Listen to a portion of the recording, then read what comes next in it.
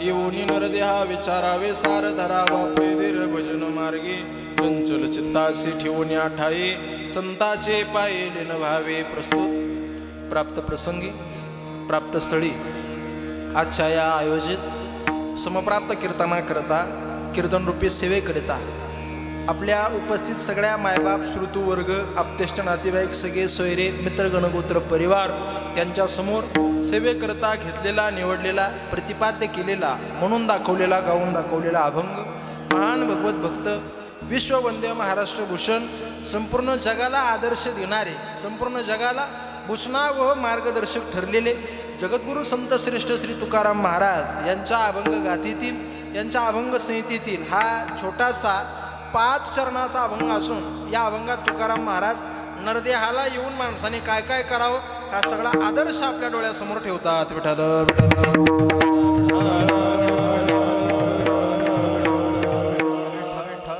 कीर्तनाला, कार्यक्रमाला, सेवेला, निरूपणाला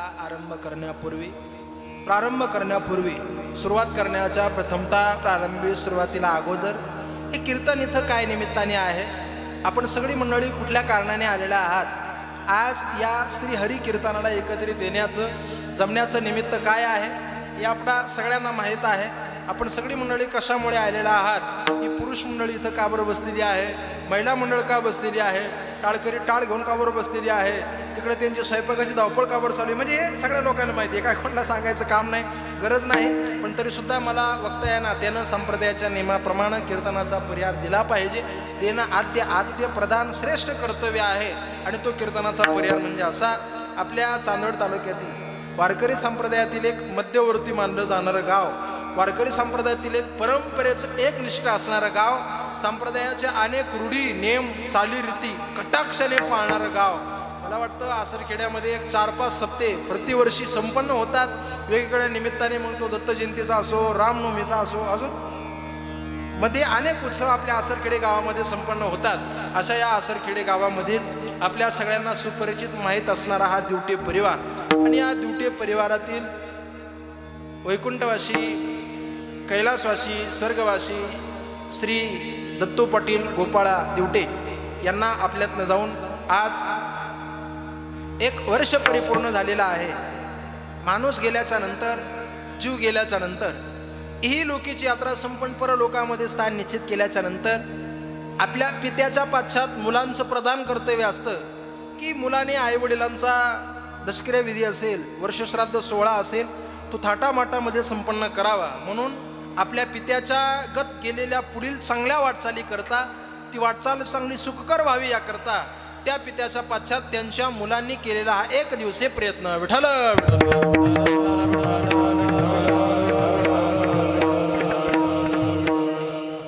त्यांच्या पाश्चात त्यांची 3 मुलं आहे, वामनराव, रमणराव, दिनकर भाऊ असा गोड परिवार आहे.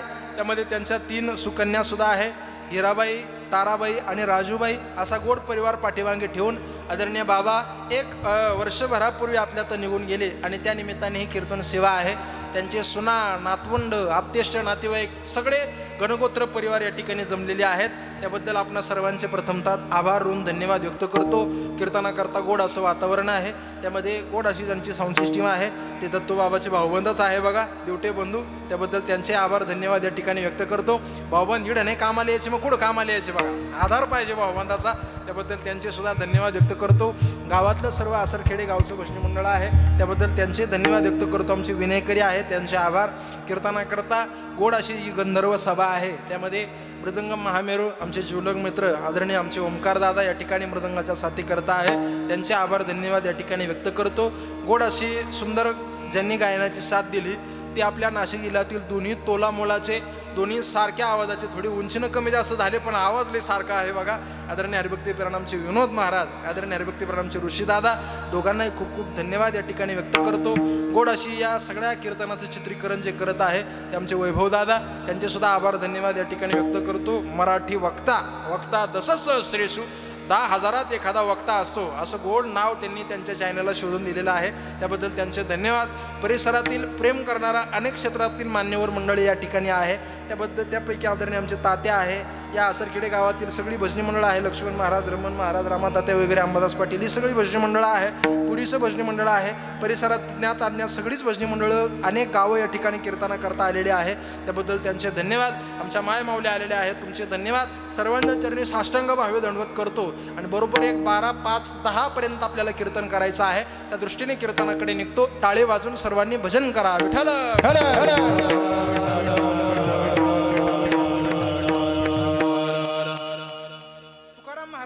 सांगतात, तुकोबाराया सांगतात, नरदेहाला आले तर तुम्ही एक का म्हणजे काय करा, धरावा पैधीर भजन मार्गी, भजनाच्या मार्गी धीर धरा, चंचल असणारा चित्ताला ठाई शांत करा आणि संताच्या पायावरती लीन करा. साधूच्या ठिकाणी, देवाच्या ठिकाणी भाव धरा आणि भावावरती तुमचा निश्चय दृढ असू द्या. मरणाचं काळाचं भय दूर गेल्या विना राहणार नाही. काय करायचं महाराज, नरदेहाला येऊन काम तरी काय करायचं. तुकोबाराया सांगतात एवढंच करा. म्हणे काय, नामा परते जगी साधन सोपे नाही. नामासारखं जगात दुसरं सोपं साधन नाही. ती आवडीने गाई सर्व काळ ती आवडीनं गावं. आणि हे ज्यानं केलं, ज्याच्या जीवनात अशी आदर्शवत आचारसंहिता घडली, तुकोबाराया सांगतात तो नाही धन्य, मग त्याचा वंश धन्य. तुका म्हणे धन्य वंश त्या नराचा आयुष्या निश्चयाचा मेरू झाला. अशी मानवीय जीवनाची आचारसंहिता महाराज आजच्या अभंगाद्वारे व्यक्त करतात. विठ्ठल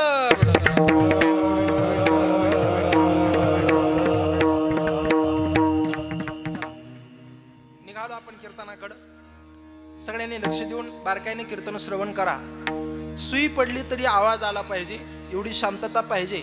शांततेशिवाय कीर्तन करता येणार नाही. आपल्या सगळ्यांचं लक्ष माझ्याकडे असू द्या. गोड वातावरण आहे. कीर्तनाकडे आपण निघालो. मायबाप हे वर्ष श्राद्ध आपण करतो.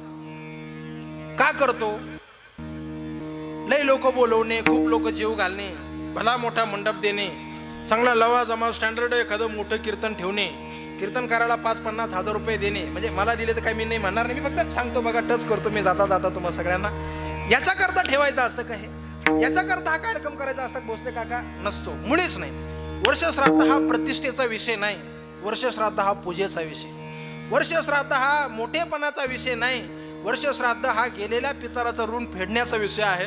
याचा करता हे वर्ष श्राद्ध केलं पाहिजे. मायबाप बऱ्याच लोकांना याचा कंटाळा येतो. ग्रामीण भागात तर अजून बरं आहे. एक वाक्य कीर्तनाच्या सुरुवातीला तुम्हाला सांगून जाईल, सर्वात जास्त संस्कृती जर कोणी टिकवली असेल तर ती ग्रामीण भागामुळे टिकली. महाराज आजही आपल्या खेड्यातले पोरं जी शहरात राहायला गेलेली तुम्ही बघा, जसे आपण नियम पाळतो तसे ती सुद्धा तिथं पाळतात. मग त्यांचं ते आजूबाजूचे लोक पाहून तसे नियम पाळतात. नाही तर कठीण आहे महाराज. चांगल्या शहरी भागामध्ये तुम्ही पहा, भिंतीच्या पलीकडे माणूस मरून पडलेला असतो, नाना गरज नसते लोकायला, माहीत सुद्धा नसतं. 4 दिवसानं कळतं का हे शेजारचं बाबा गेले म्हणून. किती अवघड आहे बघा. पण खेडेगावात आपण नियम टिकून ठेवले आणि केल्या पाहिजे. या नियम रूढी चाली रीती चांगल्या आहे, या जपल्या पाहिजे. का जपल्या पाहिजे? आदरणीय दत्तू पाटील होते तोपर्यंत दत्तू पाटलांची पोरांकडून अपेक्षा होती काय, माझ्या पोरानं माझी व्यवस्था चांगली करावी, माझं म्हातारपण सुखात जावं. आणि पोराचंही ते कर्तव्य आहे का पोराने ते करावं. ज्या दिवशी आपला बाप आपल्यातून जाईल त्या दिवशी अजून आपलं कर्तव्य वाढतं. काय कर्तव्य वाढतं? आपल्या हातानं आपल्या आईबापाचं 10वं वर्ष श्राद्ध पिंडदान चांगला व्यवस्थित संपन्न करावा. जर या पिंडदानाला कुठेतरी गालबोट लागली तर आपल्या पितराचा शाप आपल्या मस्तकावर येत असतो. म्हणून या गोष्टी केल्या पाहिजे. अजून त्यातली त्यात वर्ष श्राद्धाला कीर्तन म्हणजे दुधात साखर आहे. बघ कशी दुधात साखर आहे. अहो पितरांकडनं नाही जिवंतपणी हरिकथा घडली, नाही हरिभक्ती घडली, गेल्यावर ते तिथं जातात आणि आजूबाजूच्या ज्या पितर आहे कोण हरिकथा घडेल राहती, मग ते त्यांच्याकडे पाहतात, अरे बापरे यांची तो सगळी हरिकथा हरिभजन करून इथं आले, आता काय करावं. लाडक्या बहिणीचा फॉर्म तर यानं सगळ्यांना आधी म्हणजे ते तिथं चौकशी होती त्यांची की हे आपल्या आधी यांनी हरिकथा केलेली आहे, आपल्या आधी यांनी भजन केलेलं आहे. आणि मग त्या अपेक्षा करतात नाही आमच्याकडनं निदान झालं पण आमच्या वंशात तरी एखादा हरिभक्त व्हावा. तुका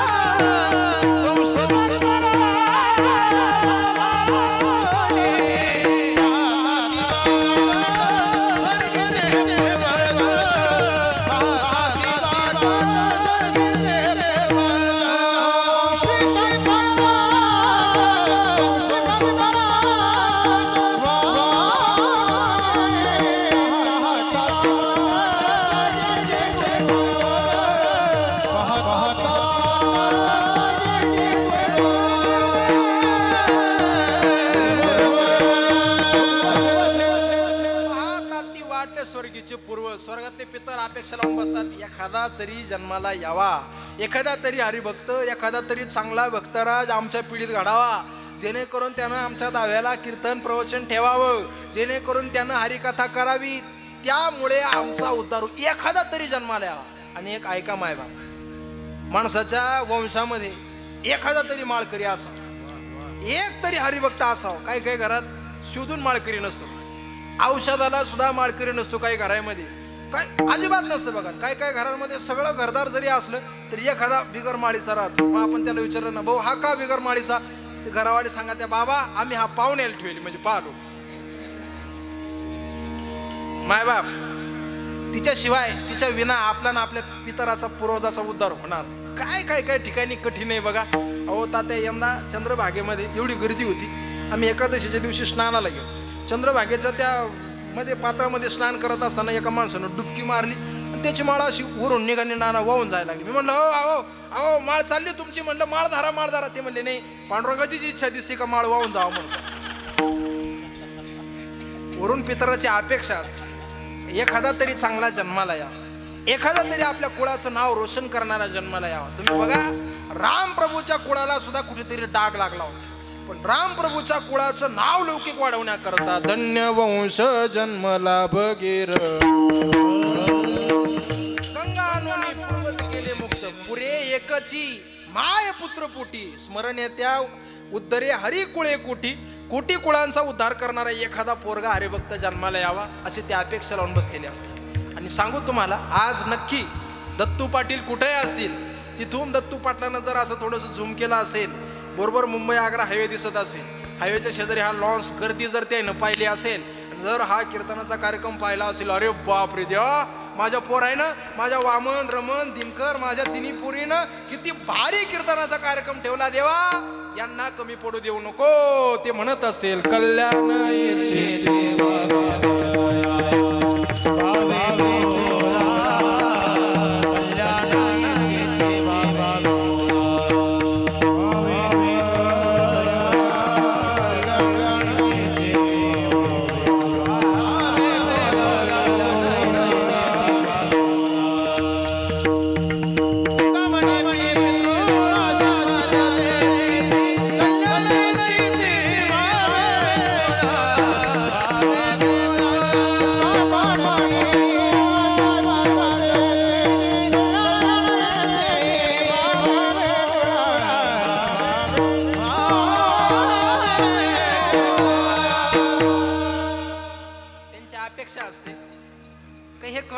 व्यवस्थित करावं म्हणून ते आशीर्वाद देतात. आणि माझी विनंती, मायबाप, आपणही त्या कामाला कधी टाळटाळ करू नये, मागं पुढं पाहू नये.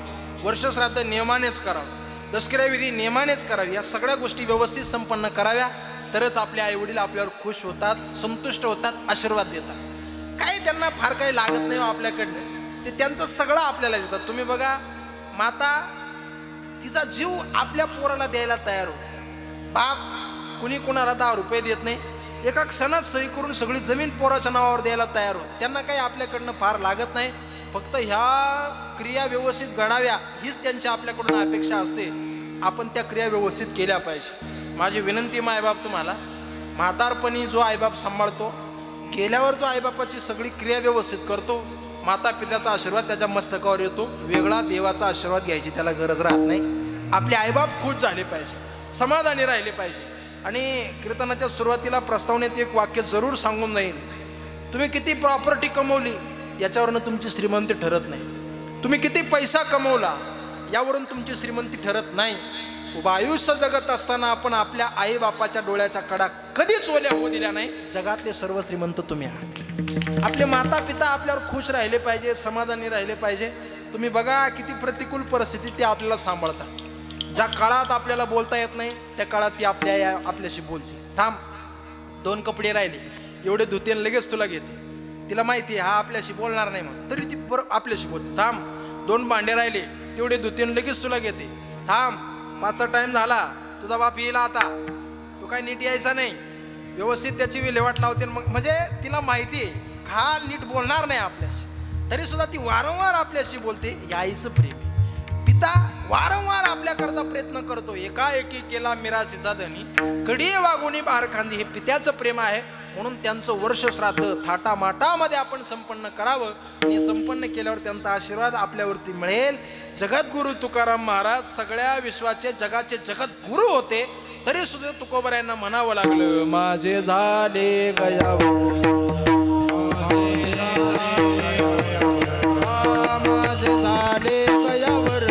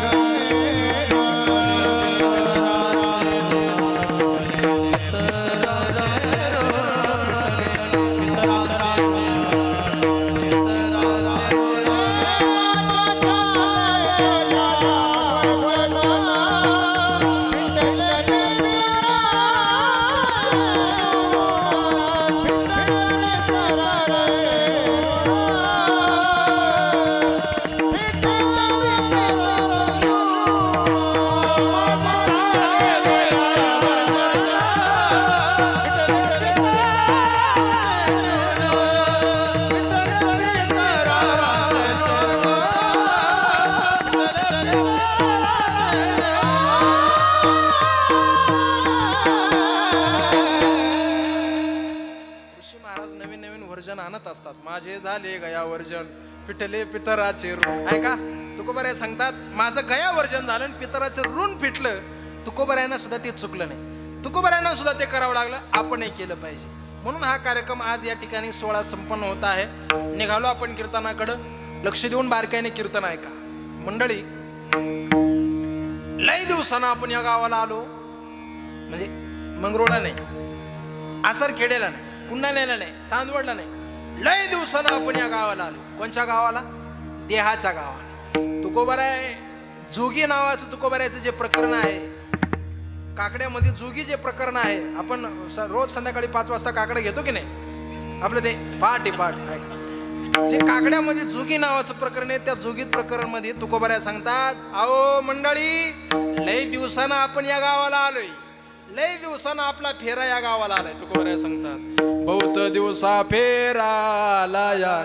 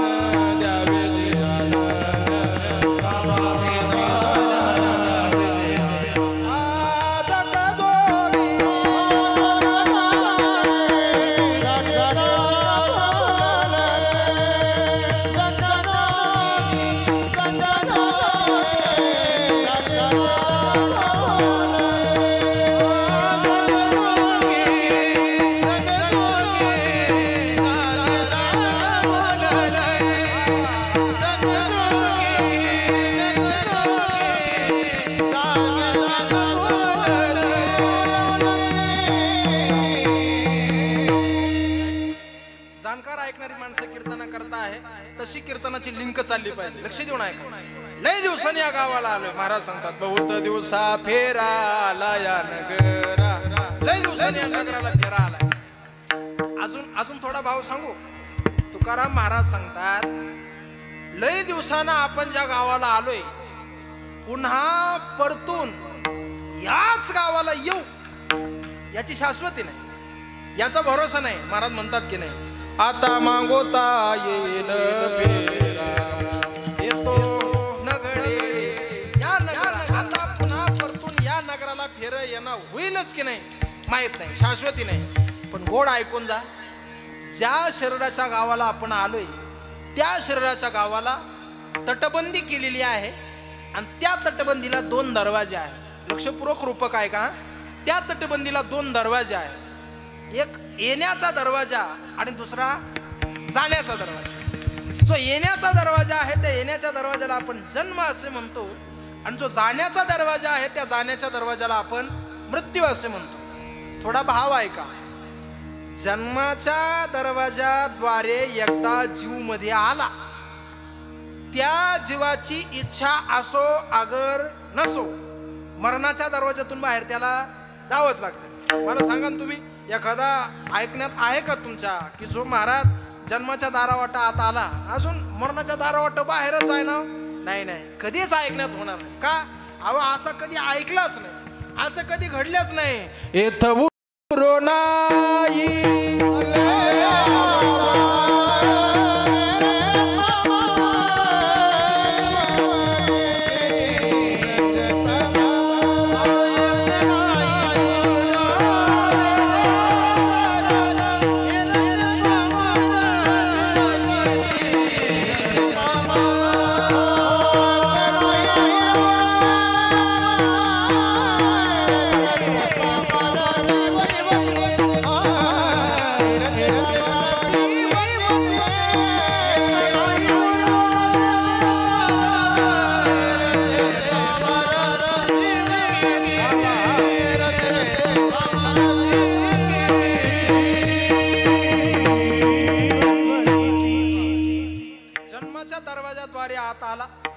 मरणाच्या दरवाजातून बाहेर गेलाच नाही. मावशाव असं कधी झालंच नाही, असं कधी होणार नाही, कधीच होणार नाही. का? ज्या गावाला आपण आलोय ना, ज्या गावामध्ये आपण राहतोय ना, ज्या गावात आपण वस्ती केली ना, ते वस्तीचं नावच मृत्यू लोक. या लोकांमधलं मरण हे अटळ आहे. एक गंमत सांगतो तुम्हाला. तसं पाहायला गेलं ना, थोडं लक्ष देऊन ऐका. तसं पाहायला गेलं ना, या शरीराचं काहीच चांगलं नाही. जबाबदारीने बोलतो, या शरीराचं खरंच काहीच चांगलं नाही हो. ज्या शरीराच्या भरोशावर आपण मोठेपणाचा आव आणतो, या शरीरातली कुठलीच गोष्ट कामाची नाही. तुम्ही थोडं लक्ष द्या. ज्या शरीरावर आपण एवढा आव आणतो, ज्याच्यावर एवढा विश्वास ठेवतो, यातलं काहीच कामाचं नाही. मी काय माझ्या खिशातलं बोलत नाही. ज्ञानोबा एक गोड सांगतात. माऊली म्हणतात, एका आईने तिच्या पोराला असं पाळण्यात दोरी हातात घेतली आणि ती दोरी ओढता ओढता ती माय सांगायची, पोरा जरी या चांबड्याला पावडर लावली ना तू, जरी याच्यावर आताराचे फवारी मारून राहिला ना, जरी याच्यावर इस्त्री केलेले कपडे, कडक टोपी मारून फेकली तर रक्त निघाल एखाद्याचं, एवढी कडक टोपी तू घालून राहिला ना, या चांबड्याच्या आत डोकावून पाय तू, काही खरं नाही रे.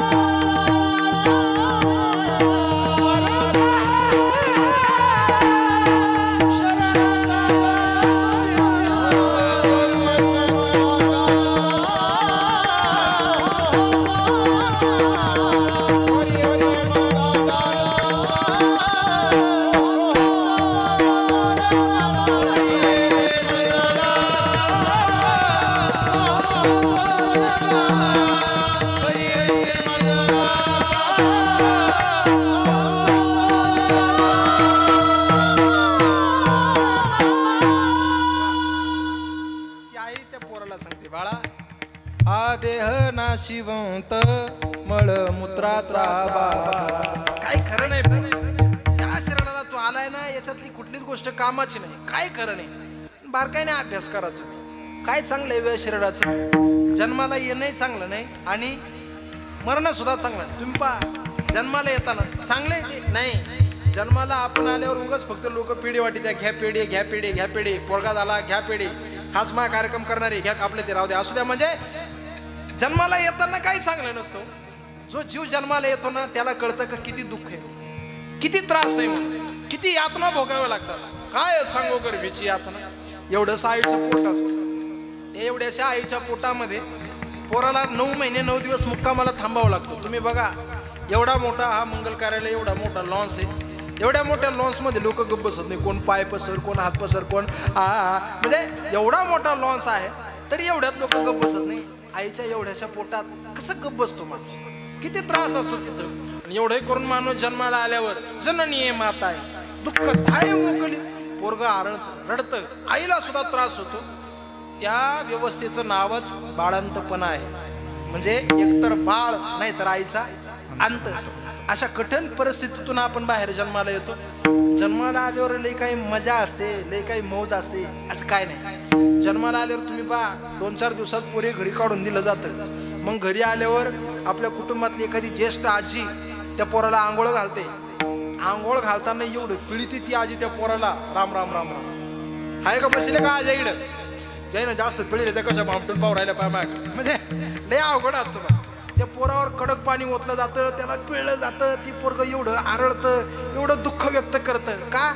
या जुन्या आजीच्या तात्या असा समज असतो का जेवढं पुरी जास्त ओढलं का उंचीनं तेवढं पुरी जास्त, कमी ओढलं का तेवढं उंचीनं कमी. एवढं दुःख देतात, एवढा त्रास देतात. तिथून पुढे आपण चालायला लागतो, गुडघ्यावर रांगतो, गुडघे फुटतात, पळता पळता तोंड फुटतं. शाळेत जातो, शाळेतली मजा असते असं काय नाही. पूर्वीच्या मजा असणाऱ्या शाळा गेल्या. आता इंग्लिश मिडियम आलंय. पोराचं जेवढं वजन नाही त्याच्या दुप्पट पोराच्या अंगावर दप्तराचं ओझं असतं. इकून जाताना पोरग गुलाबाच्या फुलासारखं जातं, तिथून सूर्यफुलच होऊन येतं. तिकडनं येताना काय मजा नसते. तिकडूनही लय हाल. चांगले मार्क मिळावे त्याचंही दुःख, चांगले नंबर यावे त्याचंही दुःख, शाळा झाल्यावर कॉलेज व्हावं त्याचंही दुःख, ते झाल्यावर नोकरी लागावी त्याचंही दुःख. नोकरी लागल्यावर ते तर दुःख झाला आता. ते जर सांगताय सोने दाखवताय सोने कठीण आहे बघा. ते तर दुःख पुढं पुढं पुढं पुढं सगळं दुःख दुःख दुःखच असतं बघा. आणि एवढं करून माणूस जन्माची जीवनाची सगळी पायरी संपून मृत्यूच्या दारात जेव्हा पोहोचतो, मरणाच्या दारातली सुख असतं का हो? नाही हो. मरणाच्या दारातलं दुःख काय विचारतात. जुने लोक एक म्हण सांगायची, स्वतः मेल्याशिवाय माणसाला स्वर्ग दिसत नाही, स्वतःवर वेळ आल्याशिवाय ते दुःख कळत नाही. अमके अमके गेले म्हणायला लय बरं वाटतं, तमके तमक्यांचा आज दशकिरा विधी आहे म्हणायला लय बरं वाटतं. जेव्हा आपल्यावर वेळ येते तेव्हा मरणाचं दुःख किती कठीण आहे, भयंकर आहे कळतं. नाही बाप, जीव नको नको म्हणतो, मला यायचं नाही, मला जायचं नाही, नको नको नको असं जीवाचं चालू असतं. यमाचे यम किंकर सांगतात, चाल तू काही एकटाच नाही, तुझ्यासारखे 56 उचलायचे आज, टाइमपास करू नको, लवकर आवर, निघ, चाल, उठ. या सगळ्या यमाच्या यमकिंकराने रावण्या पावण्या करूनही जर आपण तयार झालो नाही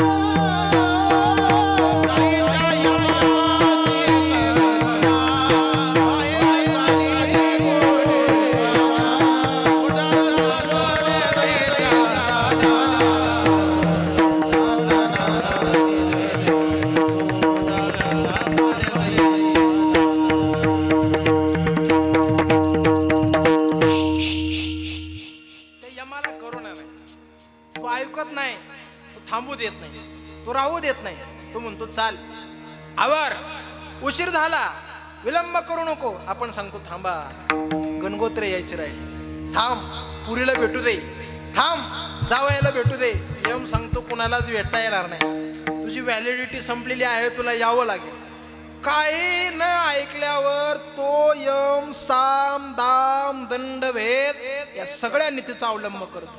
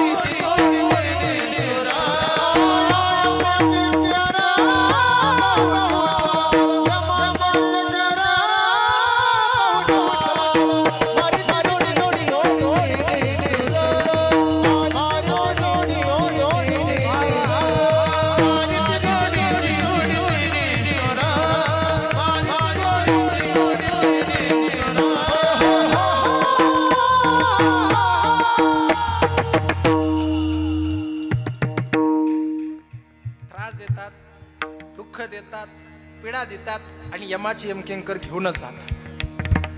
घेऊन जाणं हेच काम त्यांचं असतं, तेवढ्याच कामाला त्यांना पाठवलेलं असतं. मंडळी, काय म्हणावं या शरीराला. जगणं, जन्माला येणं आणि मरणं याच्यामधलं जे अंतर आहे त्याला आयुष्य असे आपण म्हणतो. परमेश्वर कुणाला किती देतो, कुणाला किती देतो, ज्याच्या त्याच्या अंदाजानुसार तेवढं आपल्याला राहावं लागतं. आणि मरणाचं दुःख आहे, किती भयंकर आहे मरणाचं दुःख. तुम्ही फक्त कल्पना करा, बा आपण जायच्या स्थितीत आलेलो आहे, म्हणजे कल्पना करायला सांगू राहिलो मी, तुम्ही लगेच सिरियसली घेऊ नका, फक्त अशी कल्पना करा. काय अवघड असतं. आजूबाजूचे नातेवाईक तेवढ्या पुरतं जन पलभर म्हणतील हाय हाय, तेवढ्या पुरतं समाज म्हणतो चुकीचं झालं, कठीण झालं. जेव्हा आपल्याला दवाखान्यात ॲडमिट केलं जातं, लक्ष देऊन कीर्तन ऐका, तेव्हा जी माणसं जिवंत चांगलं धडधाक असताना, व्यवस्थित क्लिअर असताना, कोणी कप्पर चहा पाजत नाही जे नातेवाईक, ते नातेवाईक आपण आजारी झाल्यावर आपल्याला 1.5 2 किलो सफरचंद घेऊन येते, आपल्या तोंडापुढे असे ठेवते. डॉक्टरने तेव्हा सक्त सांगितलेलं राहतं, यांना सफरचंद देता येणार नाही. तेव्हा ते सफरचंद आपल्या तोंडापुढे असतात, आपल्याला ते फक्त पाहावे लागतात, खाता येत नाही. पेशंटच्या शेजारी राहतो, त्याचं 2 किलो वजन वाढून घरी येतो, तो भाग वेगळा असतो. आपल्याला ते खाता येत नाही, डोळ्यासमोर असून सुद्धा ती फळं आपल्याला चाखता येत नाही, यालाच कर्माची फळं अशी म्हणायची. ती फळं खाता येत नाही आपल्याला. किती भयंकर असतं. मरण येतं, मृत्यू येतो. ज्या परिवाराला आजपर्यंत ज्या गावाला माझं माझं म्हणलं, गेल्यावर तो गाव तटस्थ उभा राहतो. मरण मृत्यू आल्यावर ज्या भाऊबंदाला आजपर्यंत माझं माझं केलं, गेल्यानंतर ते त्यांची सावरासावरीच्या गर्दीमध्ये गुंतलेले असतात. जिवंत असताना आतोनात स्वतःच्या प्राणापेक्षा जास्त, आईबापापेक्षा जास्त ज्या बायकोवर प्रेम केलेलं असतं. नामदेवराय सांगतात, शेज सुखाचे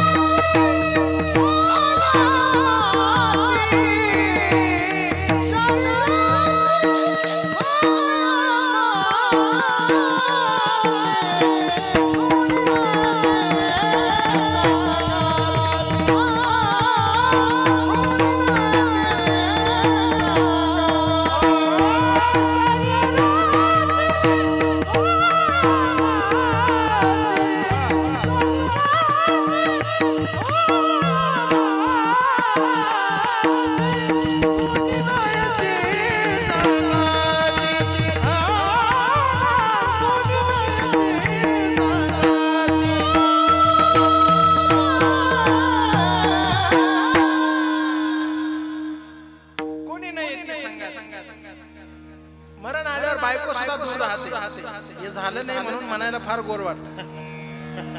आमचं झालंय म्हणून आम्ही सावकाश कॅमेरा समोर म्हणलो, नको ऐकायला लाईव्ह ऐका. कुणी कामाला येत नाही हो, कुणी सोडवत नाही हो, कुणी वाचवत नाही हो. सगळे जण दूर राहतात, तटस्थ राहतात. एक प्रमाण सांगण्याच्या अगोदर थोडा भागवतातला एक मुद्दा सांगतो, मंडळी लक्षपूर्वक ऐकतायत म्हणून. एक दिवस भगवान कृष्ण परमात्म्याने चेंडू पळीचा खेळ खेळता खेळता देवाने असा चेंडू मारला आणि चेंडू मारल्याबरोबर तो चेंडू यमुनेच्या तीरामध्ये जाऊन बुडाला. एरवी आपण चेंडू पळीचा खेळ खेळतो, जर पाण्यामध्ये चेंडू पडला तर तो चेंडू तळाला जातो का खाली बुडतो विनेकरी? तरंग तरंग तरंग तरंग वरती असतो. चेंडू पळीचा खेळ खेळता खेळता जर आपण चेंडू मारला तर तो चेंडू वरती खाली बुडत नाही. पण कृष्ण परमात्म्याने मारलेला चेंडू त्या दिवशी खाली बुडाला होता. का? त्याच्या पाठीमाग फार मोठं देवाला शिजून घ्यायचं होतं. भगवान परमात्म्याने सांगितलं, काळजी करू नका, मी आणतो तो चेंडू. सगळे गोपाळ सगळी मंडळी त्या यमुनेच्या तीरावर जमली. आता काय कृष्णाचं खरं नाही, आता काय कृष्ण वाचत नाही.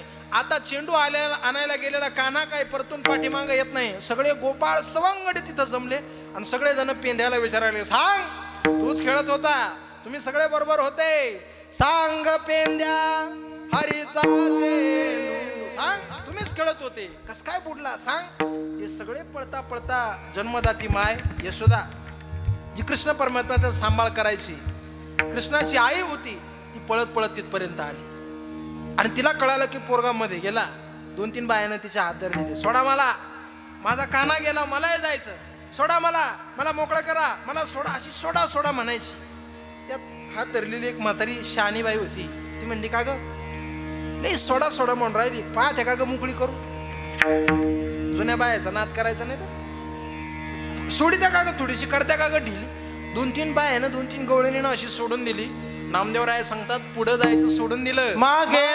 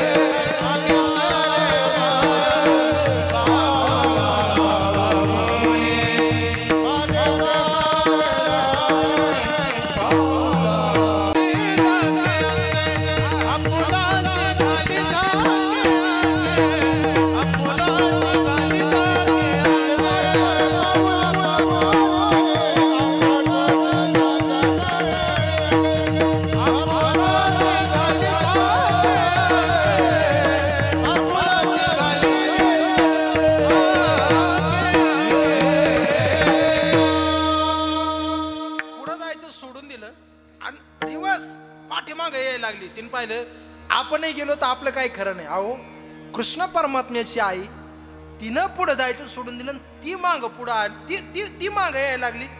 तुमची आणि माझी माय तुकोबाराय सांगतात, काळ आल्यावर काळाची हे उडी पडेल.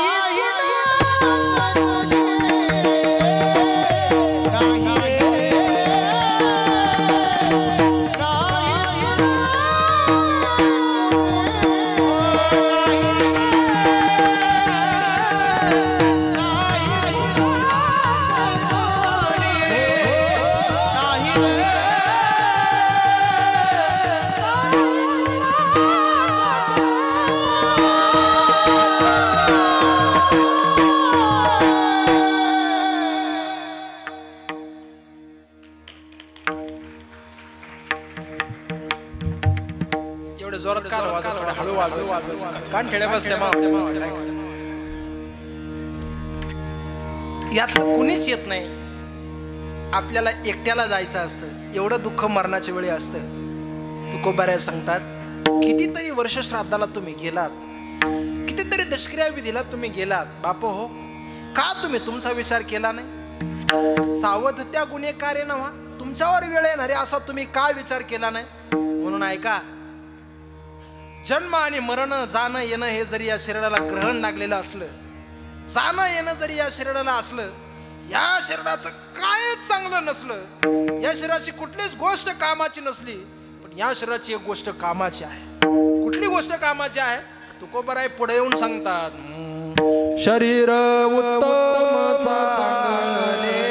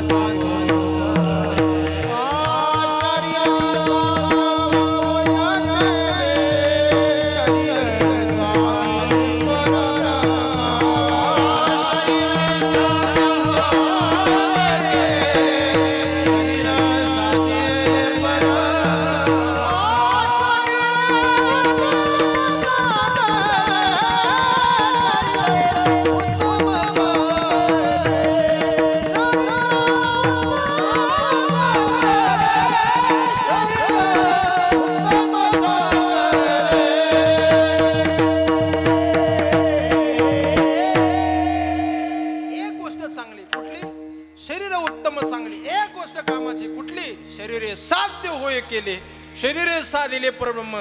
या शरीराच्या जोरावर तुम्ही जीवापासून शिवापर्यंत जाऊ शकतात. आयुष्याची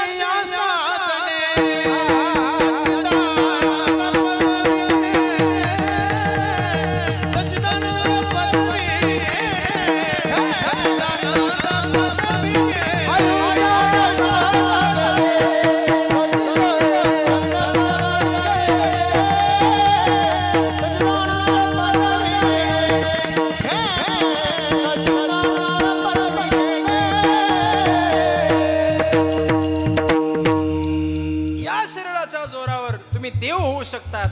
या शरीराच्या जोरावर देवापर्यंत जाऊ शकतात. या मुद्द्याला पूर्ण विराम देत असताना एक वाक्य तुमच्याकडून मला अपेक्षित आहे. नर अपनी करणी करे तो नरका. नारायण म्हणजे नराने ठरवलं तर नराचा देव होऊ शकतो. त्याच्या करता नराने काय करावं?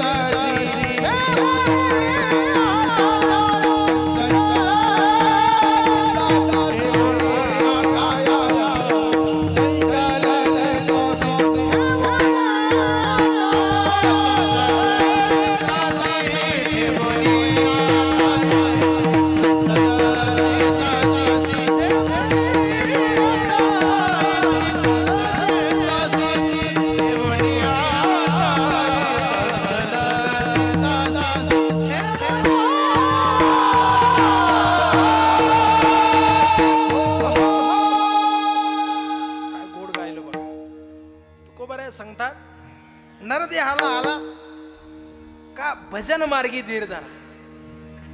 भजना करता माणसाने चुकू नये. अरे भजना विना काळ तू घालू नको रे. या जगात मिळालेला क्षण आणि क्षण आपण जगत आहे तो आयुष्याचा क्षण आणि क्षण खूप मौल्यवान आहे मायबा. कुठल्याही पैशात कुठल्याही श्रीमंतीत जगाच्या पाठीवर असणारं सगळं सोनं सगळं धन एका बाजूला करायचं. एकनाथ महाराज भागवतात सांगतात आपण जगत असलेले क्षण एका बाजूला करायचं. मिळत नाही, तुलना होणार नाही. कोटी विचिता सुवर्ण मृत्यूलोकीचे आयुष्य न मिळे जाणार दक्षिण. जगाच्या पाठीवरचं रमण महाराज सगळं सोनं जरी एका बाजूला केलं, जगातलं घरातलं नाही म्हणत मी, जगातलं सगळं सोनं बाजूला करायचं. आपण जगत असलेलं क्षण बाजूला करायचं मिळत नाही. म्हणून आलात ना धरावा पैदीर भजन मार्गे. भजन करावं माणसाने. कसं भजन करावं? काय काय माणसाने भजनाचा आदर्श घालून दिला. आपल्या जवळच आदरणीय भोसले काकांचं भरवीर गाव आहे. मास्तर बाबा भजन करायचे. फक्त भजन कायम भजन करता करता त्यांच्या काकड्यामधलं तो अभंग ठरलेला असायचा. काळी मध्यान रात्र झाली फेरी विठ्ठलाची आली. धावती बादुडदुडा चरणी मिलोळेन गरबडा माझा जीव झाला विडा. सतत सतत भजन करायचे. जगाच्या बापानं त्यांच्या जागेवर येऊन काम करा. धरावा पैदीर भजन मार्गे. एवढी ताकद भजनाची आहे. अजून एक उदाहरण तुम्हाला सांगतो. किती निंद जीवन असलं तर भजनानं ते जीवन वंद्य होतं. एक मिनिटात आहे. किती निंद जीवन असलं तरी भजनाने ते जीवन वंद्य होतं. प्रमाणाने बोलेल मी, पण आधी उदाहरण सांगतो. एका माता पिताला एक पोरगा जन्माला आला. लक्ष द्या. पण पोरगा जन्माला आल्यावर पोराच्या अंगात पुरुषत्वच नव्हतं.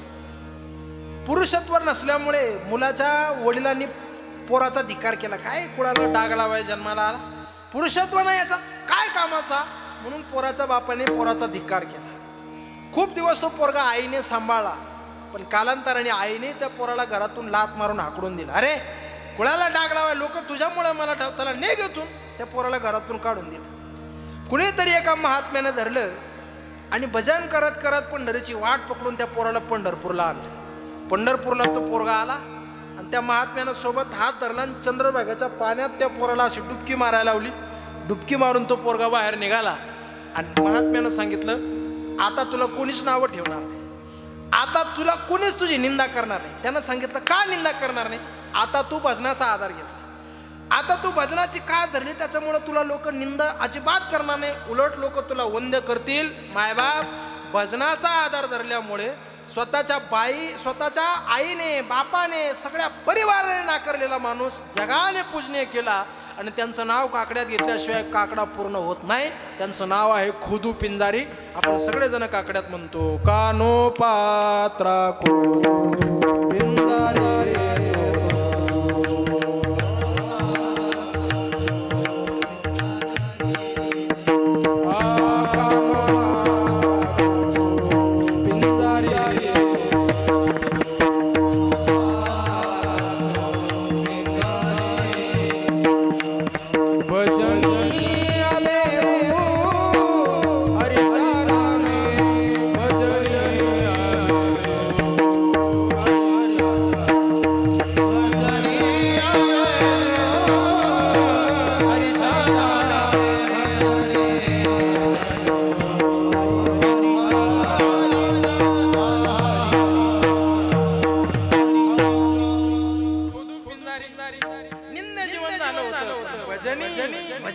भजनात अवैधरित्या भजन केलं, निंदतेने वंदे केली. म्हणून आपणही धरावा पैदीर भजन मार्गी. भजन करावं. कसं करावं? करा एकदा सर्वांनी विठोबा.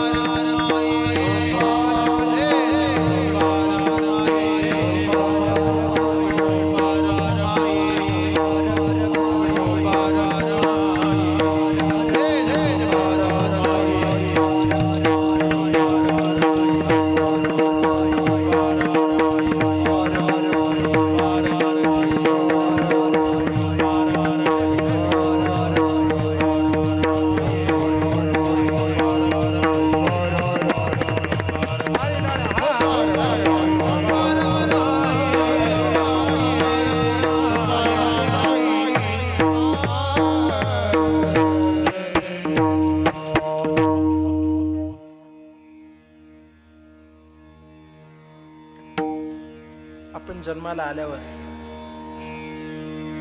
बऱ्याच लोकांना मरण येऊन जातं, पण गळ्यात जिवंतपणे हार कधी अनुभवायला भेटत नाही. काही काही माणसांच्या गेल्यावर सुद्धा गळ्यात हा असा नशिबी नसतो, कुठला तरी वेगळ्याच पद्धतीचा येऊन गळ्यात टाकला जातो.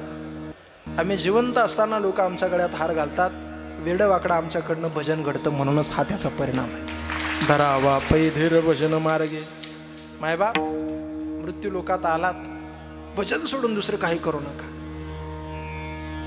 नगर जिल्ह्यामध्ये अशी एक महात्म्य होऊन गेली, भजनाच्या जोरावर देवाला आळवायचे, एवढं आळवायचे की तारीचा स्वर सुद्धा तिथं फिका पडायचा, देवाला ती बोलवायची. धरावा पैधीर भजन मार्गे. पूजनीय श्रद्धेय वैकुंठवासी बाबा महाराज सातारकर, आपण सगळ्यांनी नाव ऐकलं असेल. ते बाबा महाराज सातारकरांना पंढरपुरामध्ये कीर्तन चालू असताना त्यांना असं कुणीतरी कानात येऊन सांगितलं की तुमचा मुलगा विजेचा शॉक लागून मरण पावला.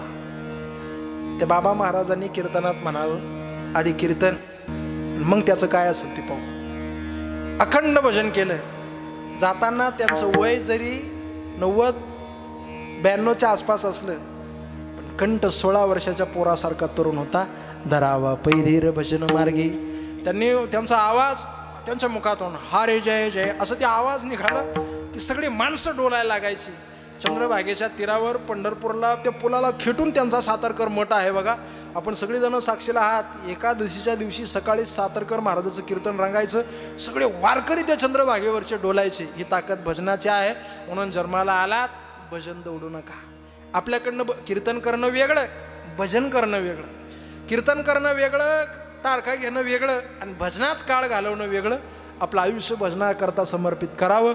आपल्या जीवनामध्ये थोडं तरी भजन घडावं, यात आपल्या देहाची सार्थकता आहे. पण हे भजन करण्याकरता सर्वात महत्त्वाचं जर काय असेल तर ते चित्त आहे. ते चित्त चंचल चपळ असणारं चित्त शांत करावं, संताच्या पायावर विराजमान करावं. हा भाव महाराज अभंगाच्या दुसऱ्या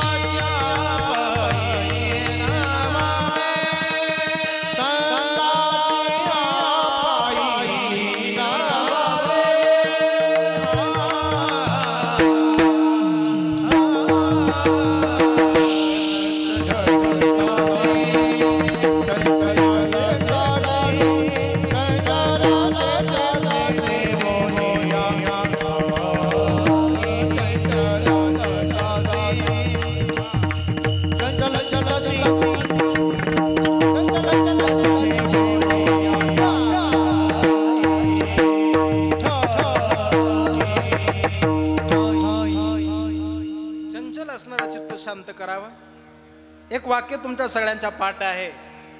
संसार करायचा असेल तुमच्याकडे वित्त लागतं. पैसा नसेल आज संसारात कोणी विचारत नाही.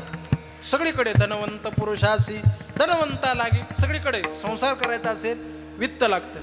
खालेलं अन्न पचवायचं असेल पोटामध्ये पित्त लागतं. कीर्तन भजन करायचं असेल तुमचं चित्त तुमच्या जवळ लागतं. जवळ ना हे चित्त काय मांडिले प्रेत. चित्त देवा करता द्या. महाराज सांगतात भगवान परमात्म्याच्या ठिकाणी चित्त आणा, तो नक्की तुमच्याकडे येईल. चंचल चित्ताशी ठेवण्या ठाई संताच्या पायले न भावे. अजून भावाचे पै हाते धरावा निश्चय.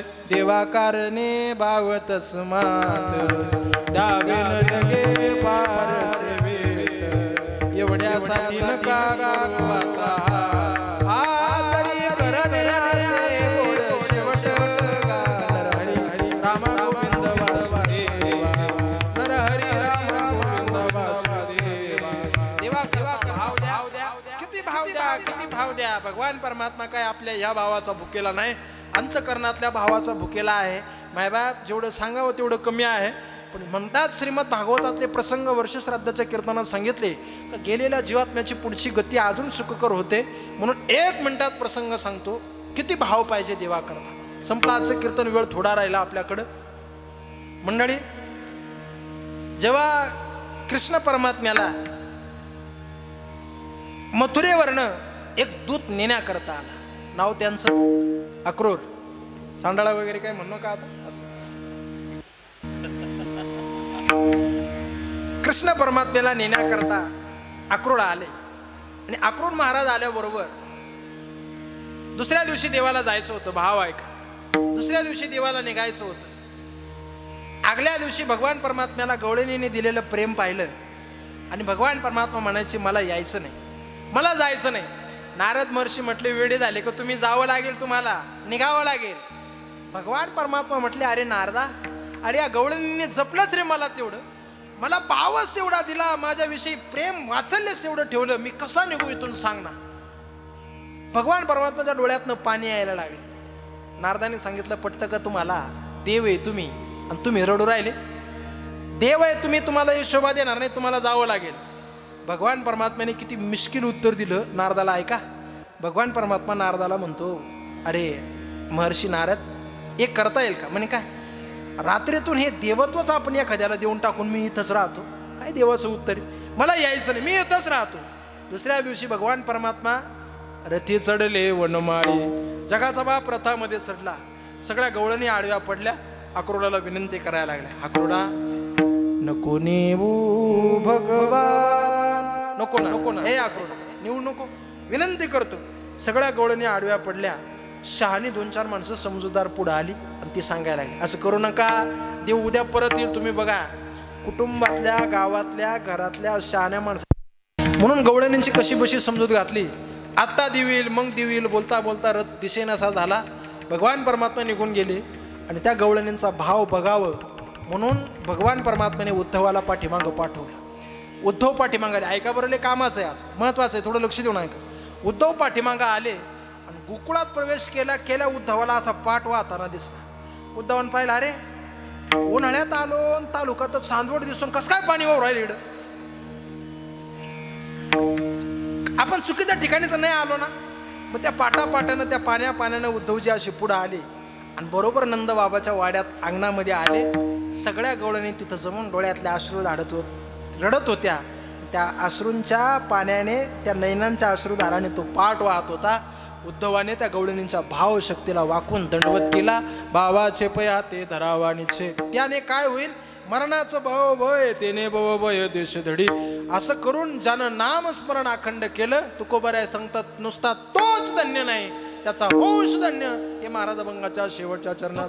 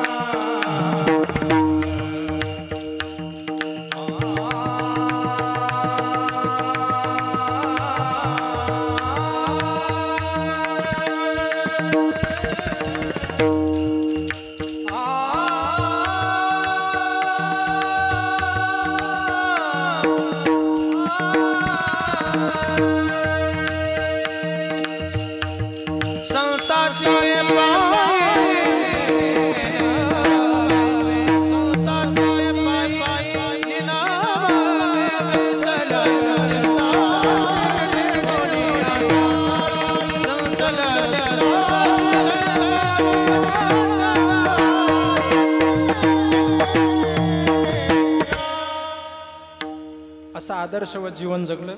तुकोबराय सांगतात त्याचा वंशच धन्य. तुका म्हणे धन्य वंश त्या नराचा, ऐसा निश्चयाचा मेरू झाला. चंचल चित्तासे ठेवण्या ठाई, संताचे पाहिले न भावे. असा आदर्शवत जीवन आपला असावं असा आग्रह तुकोबराय या निमित्ताने धरतात. आज आपण सगळेजण आदरणीय या परिवाराला उभारी देणारे, या परिवाराचं भरण पोषण करून, या परिवाराला लहानाचं मोठं करून, लाडानं कौतुकानं आपल्या तिन्ही पोरांना, आपल्या तिन्ही लेकींना जपणारे या परिवाराचे पिताश्री कैलासवासी दत्तू पाटील गोपाळा दिवटे यांना आपल्यातनं जाऊन आज बोलता बोलता 1 वर्ष पूर्ण झालं. संपलं आजचं कीर्तन. मायबाप, लोकाच्या दहाव्याला जाणं खूप सोपं असतं, दुसऱ्याच्या वर्ष श्राद्धाला जाणं खूप सोपं वाटतं, लोकाच्या दारात जाऊन आवरा म्हणून खूप सोपं वाटतं. ज्या दिवशी हा सगळा समाज, ज्या दिवशी कुटुंब आपल्या दारात आपल्या रक्ताच्या एखाद्या जवळच्या माणसाच्या अंत्यविधी करता आपल्या दारात एकत्र येतं, ज्याच्याबरोबर आपण एकत्र बसलेलो असतो त्याला आपल्या सोबत समोर डोळ्यासमोरून घेऊन जातं, अग्नीच्या साक्षी जेव्हा समाज करून देतो त्या दिवशी माणूस मरणं काय आहे हे जवळून आपल्याला कळतं. आदरणीय या परिवारातून दत्तूबाबा गेले, दत्तूबाबा गेले, दत्तूबाबा गेले. सगळ्या लोकांना दुःख झालं, यात काय नवल आहे. दत्तू पाटील गेल्याच्या नंतर ज्या 3 पोरांना दत्तू पाटलांनी अंगा खांद्यावर वागवलं, लहानाचं मोठं केलं, एकदा त्या 3 पोरांना जाऊन हा कार्यक्रम आटोपल्यावर त्यांना विचारा, तुमचा बाप गेला, तुम्हाला काय वाटतं? मायबाप आयुष्यातनं सगळं जावं, माणसाचा बाप कधी जाऊ नये.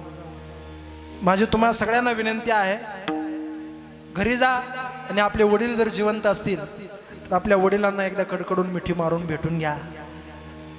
आपला बाप गेल्यावर तेवढ्या लाडानं, तेवढ्या कौतुकानं, प्रेमानं कुणी जवळ घेत नसतं. बापाची चप्पल जरी दारात काढलेली असली तरी लय बरं वाटतं, बापाची काठी जरी दरवाजाच्या पाठीमागे उभी असली तरी लय समाधान देते, बापाचं फाटलेलं शर्ट जरी खुंटीला अडकवलेलं असलं तरी लय मनाला समाधान वाटतं, कारण तो बाप आहे. महाराज आपल्याकरता त्याने किती कष्ट केलेले असतात, त्याने किती त्रास सहन केलेला असतो ते त्याच्याच अंतःकरणाला माहीत असतं.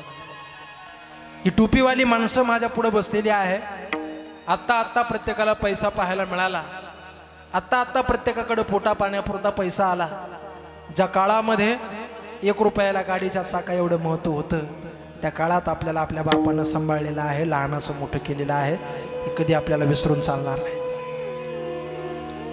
कुठलं काही गावची जत्रा असेल, कुठला एखादा कार्यक्रम असेल, एखाद्या पाहुण्या रावळ्याचं लग्न कार्य असेल, बापानं जावं, शेजार पाजारच्या एखाद्या माणसाकडनं उधार उसने पैसे आणावे, आपली दिवाळी, आपलं लग्न चांगलं करावं. आपल्याकरता किती खस्ता खातो तो फक्त बाप असतो. समाजाने आईची गोडवे गायले, आई वंद्यच आहे, यात काय नवल आहे. पण कृष्ण परमात्म्याला नाका तोंडामध्ये पाणी जाईपर्यंत यमुनेच्या तीराला घेऊन जाणारा त्यांचा बाप वसुदेव होता, हे कधी आपण विसरता कामा नये. राम राम म्हणता म्हणता स्वतःचा जीव सोडून देणारा दशरथ नावाचा राम प्रभूंचा बाप होता, हे कधी आपल्याला विसरून चालणार नाही. छत्रपती शिवाजी महाराजांना तलवार चालवणे, भाला चालवणे, दांडपट्टा चालवणे, घोडेस्वार होणे अशा नाना प्रकारच्या कला शिकवणारे शहाजीराजे महाराजांचे बाप होते, हे कधी आपल्याला विसरून चालणार नाही. त्या दिवशी आपला बाप आपल्या जगाची रजा घेऊन निघून जातो, त्या दिवशी खूप रडावं वाटतं, पण त्या दिवशी जबाबदारीचं ओझं असतं. त्या दिवशी एखाद्याच्या मित्राच्या खांद्यावर डोकं ठेवून खूप डस रडावं वाटतं का माझा बाप मला सोडून गेला, पण कुटुंबाचं पोषण करावं म्हणून रडता येत नाही. बाप जातो त्या दिवशी आपली किंमत आपल्याला कळते. आता तोंडावर रक्षाबंधन आले. या दत्तू पाटलांच्या 3ही लेकी मागच्या रक्षाबंधनाला आल्या असतील तर त्यांना दत्तू पाटील कुठेतरी घरात बसलेले दिसले असतील. मागच्या रक्षाबंधनाला आदरणीय दत्तू पाटलांनी 3ही पोरांची हिराबाई, ताराबाई, राजूबाई 3ही मुलींची चौकशी केली असेल. पोरी हो, तुमचं बरं आहे का? तब्येतीची काळजी घ्या, सुखानं सासरे नांदा, हे त्यांच्या वडिलांनी मागच्या वर्षी सांगितलं असेल. या वर्षी या 3 लेकी जेव्हा केव्हा माहेराला येतील तेव्हा त्या लेकींना फक्त त्यांचा दत्तू नावाचा बाप इथून पुढे आता फोटोमध्येच पाहायला मिळेल. त्यांना लाग वाटेल आपल्या बापानं तोंडावरून हात फिरवावं, विचारावं, 4 शब्द मायेचे प्रेमाचे बोलावे, पण त्यांचा बाप आता कायमचा फोटोमध्ये जाऊन बसलेला आहे.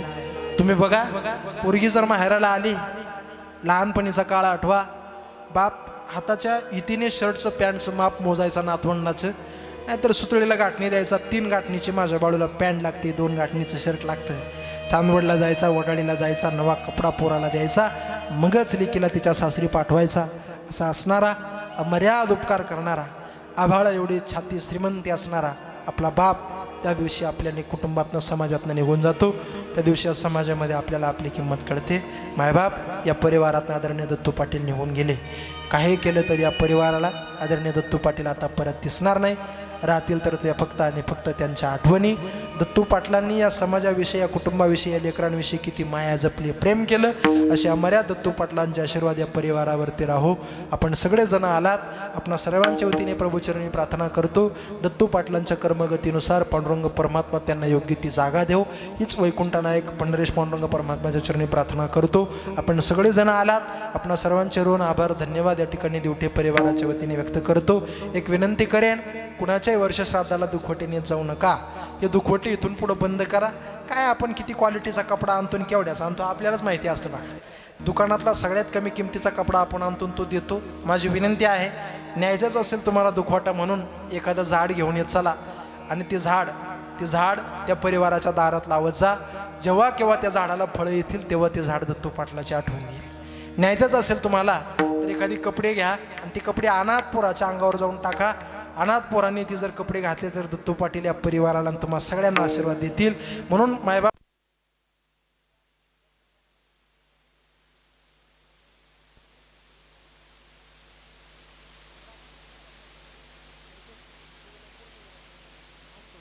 सर्वांनी वरती हात करा.